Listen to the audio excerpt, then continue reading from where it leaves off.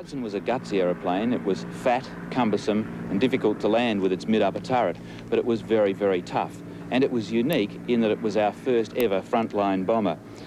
It carried the daunting total of some 750 pounds of bombs, and it flew at about half the speed of the fighters that were trying to shoot it down. The RAAF had 50 Hudsons on order at the outbreak of World War II, but it wasn't until the war was well underway that they were actually delivered. In fact, 187 Hudsons saw service with the RAAF in the Northwest Australia and the Southwest Pacific zones. But the other unique thing about this aeroplane was that it was the first Allied aircraft in World War II, apart from the Chinese, to strike a blow against the Japanese. And in fact, the first Hudson of No. 1 Squadron at Kota Buru in Malaya struck a Japanese troop carrier 5 hours before the Japanese attacked Pearl Harbor. Despite the odds and the fact that many of them were lost in action, the Hudson bomber has a lasting place in Australian aviation history as our first real frontline bomber of World War II. It remained in active service until it was replaced by aircraft like Beauforts, Mitchells and Liberator bombers. There are only a handful of these aeroplanes left in the world today. As far as I know, this is one of the only ones capable of flying. The next milestone in Australian aviation history, the next aeroplane that has a lasting place, was our first jet bomber. The Canberra, one of the world's first jet bombers, and in service today still with many air forces around the world, 32 years after it first flew.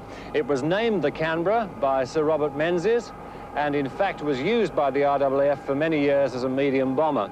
Today it's been relegated to the less glamorous job of target towing and photo survey work. But it's a very popular aircraft with its crews. It's not particularly comfortable. In fact, it has no autopilot and has to be hand-flown at altitudes of up to 40,000 feet. But there's one intriguing feature of this aircraft, and that's the way you start it.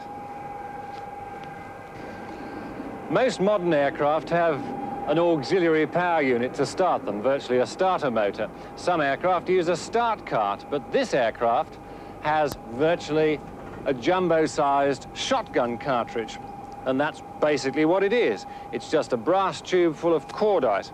And when you want to go, you put an electric charge through it, fire her up, and stand well back.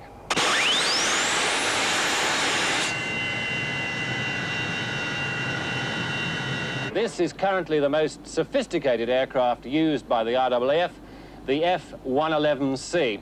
Currently, the RAAF has 20 of these aircraft, but there's another 4 on order from the United States, and these will be the F-111A model. They'll be brought to Australia and modified by having the wings lengthened, the undercarriage strengthened, and the brakes improved to bring them up to these sorts of standards. This aircraft is unique in the world in that it is the only aircraft where, in the event of an emergency, the crew ejects in a module. That module is blown clear of the aircraft by a rocket motor. So, when it's time to go, you bang out and come down in the pod. The first Australian to come down in the module was Flight Lieutenant Dave Clarkson. He still has vivid memories of the day in 1978 when he ejected from an F-111. Actually, the ejection was not as bad as the landing because the module, which weighs approximately 3,000 pounds, it comes down suspended from this large parachute. It comes down at approximately 30 feet per second, which is twice the descent rate of a normal parachute. And that landing is something. In fact, that's when my injuries occurred, and where most people who have F-111 ejections suffer most of their injuries. What's the extent of your injuries, actually, David? How badly hurt were you? Well, I experienced some small fractures in my upper vertebrae, which are okay now. Since then, we've had 3 more ejections. Some of the other guys have also had similar type injuries. In fact, also in the States, it's the high back part where people get hurt. If you came down on the water, would this module float?